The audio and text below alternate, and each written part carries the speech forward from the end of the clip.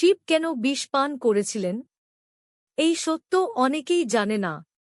জানতে হলে ভিডিওটি শেষ পর্যন্ত দেখুন। একবার সমুদ্র মন্থনে এমন কিছু বেরিয়েছিল যা মুহূর্তে পুরো পৃথিবী ধ্বংস করে দিতে পারত। হঠাৎ সমুদ্র থেকে বেরিয়ে এলো হালাহল নামের ভয়ঙ্কর বিষ, যার উত্তাপে আকাশ, পৃথিবী, দেবতাদের জগৎ সব পুড়ে যেতে শুরু করল। ব্রহ্মা বাঁচাতে পারলেন না, বিষ্ণু বাঁচাতে পারলেন না।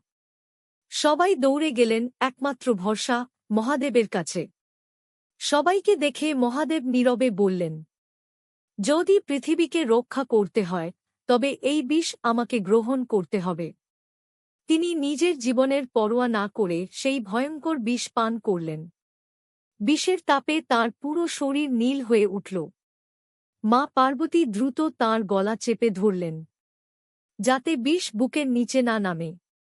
আর সেই কারণেই শিব পরিচিত হলেন নীলকণ্ঠ মহাদেব নামে।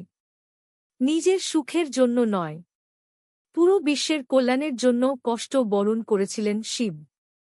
এ কারণেই তিনি করুণার সাগর ভোলানাথ। মহাদেবকে প্রণাম করে লিখে দাও, ওম নমঃ শিবায়। তাহলে আজ জানলেন কেন শিব বিষ পান করেছিলেন। যে নিজের জন্য নয়, অন্যের জন্য কষ্ট গ্রহণ করেছিলেন, সেই বাবা মহাদেব। ওম নমঃ শিবায়।